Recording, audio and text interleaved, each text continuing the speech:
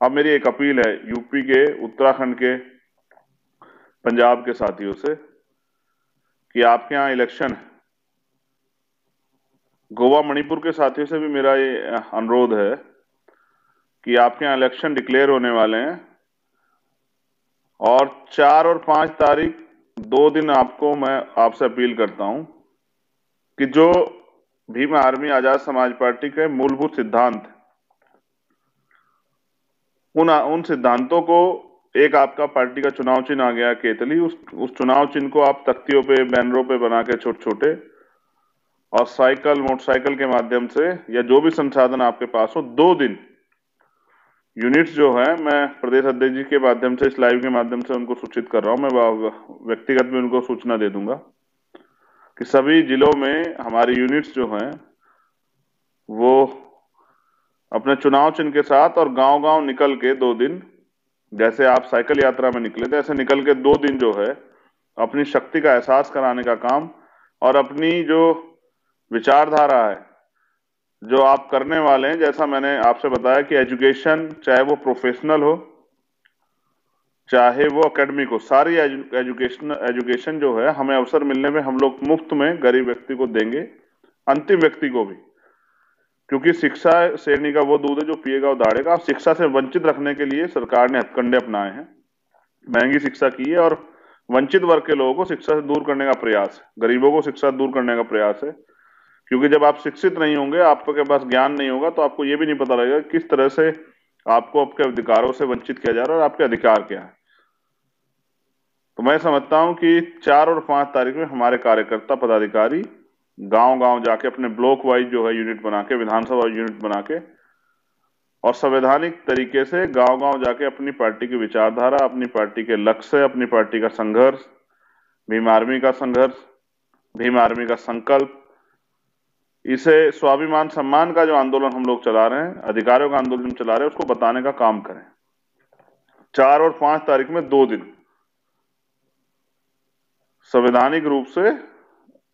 Cycle, motorcycle, car, जो भी tractor, जो भी संसाधन आपके पास है, उनके माध्यम से अब गांव गांव तक अपने 5 स्टेट में अपनी पार्टी का प्रचार प्रसार करें। और हेल्थ पे 2 चीजें बस, ज्यादा नहीं है, आप बाकी चीजों पे तो हम लोग चर्चा विस्तार से करते रहेंगे मीडिया के माध्यम से या फिर पार्टी के कैडर के माध्यम से, लेकिन हेल्थ के मामले में 2 चीजों पे आप जरूर काम करें। ये महत्वपूर्ण बात है, क्योंकि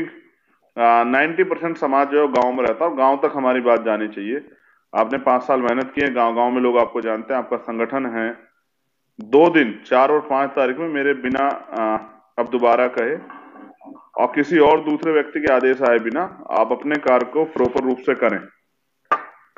हजारों की संख्या में जो लोग मुझे सुन रहे हैं उत्तर प्रदेश के, वो जिलाध्यक्ष,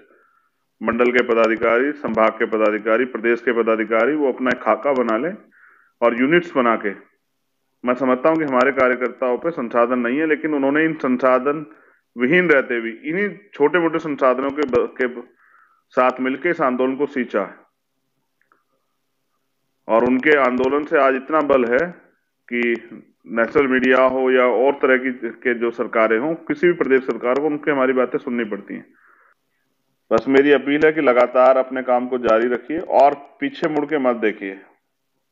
क्योंकि जब आप पीछे मुड़ के देखते हैं तो आपका विरोधी आपसे आगे निकल जाता है। तो अपने अंदर जो भय है उस भय को त्यागिए और निकलिए, क्योंकि जब आप संगठन बना के काम करने आए थे तब भी बहुत सारे संगठन यहाँ काम कर रहे थे,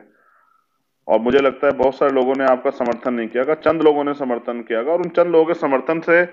और आपके खुद की ताकत से आपने अपने अपने संगठन को देश और दुनिया में पहचान दी। आज आपका जो संगठन है भीम आर्मी, वो देश का सबसे बड़ा संगठन है। आरएसएस संगठन उसके आगे ऐसा है बोना, ऐसा आरएसएस, और ये इतनी बड़ी है भीम आर्मी। तो देश के सबसे बड़े संगठन के लोग जो बिना सरकार के भी अपने लोगों को न्याय दिलाते हैं, उनके अधिकारों की रक्षा करते हैं, वो अपनी ताकत को पहचाने। और मैं फिर आपसे अपील करूंगा कि जुटे 4 और 5 तारीख को, फिर से उसी एहसास अनुभव का वो अनुभव मुझे कराएं जो आपने पिछले 2 महीने 1 महीने पहले जब हमने साइकिल यात्रा शुरू की तब कराया था। और एक झंडा का प्रोग्राम जो लखनऊ से चला था कि कार्यकर्ताओं के घरों पे जाके झंडे लगाए जाएं, तो वो भी प्रोग्राम जो है ना, आप अपने प्रोग्राम को सक्रिय रूप से चालू रखें। अपने घरों पे साथी अपनी नेम प्लेट लगाएं, क्योंकि पार्टी ने जो संगठन ने आपको सम्मान दिया है वो सम्मान, आप अगर उसे सम्मान महसूस करते हैं तो आपके घर पे नेम प्लेट होनी चाहिए आपकी। आप भीम आर्मी के मंडल के प्रभारी हैं या अध्यक्ष हैं या जिले के अध्यक्ष हैं, विधानसभा के, जिस भी पद पे आप हैं, तो उस पद का सम्मान तभी है जब आप अपने घर पे उस प्लेट को लगाते हैं, अपनी पार्टी का झंडा लगाते हैं, अपने संगठन का झंडा लगाते हैं, तो इसका मतलब आप उसे अपना गौरव समझते हैं, सम्मान समझते हैं। तो आप सबके लिए नव वर्ष के लिए भी मंगल कामनाएं। तो बहुत बहुत धन्यवाद। 2022 के लिए मंगल कामनाएं, आने वाले इलेक्शन के लिए मंगल कामनाएं। 1 और 2 तारीख के बाद, 3 तारीख के बाद, 3 और 4 तारीख के बाद मैं फील्ड में उतरूंगा, और फिर जब तक इलेक्शन नहीं खत्म होगा मैं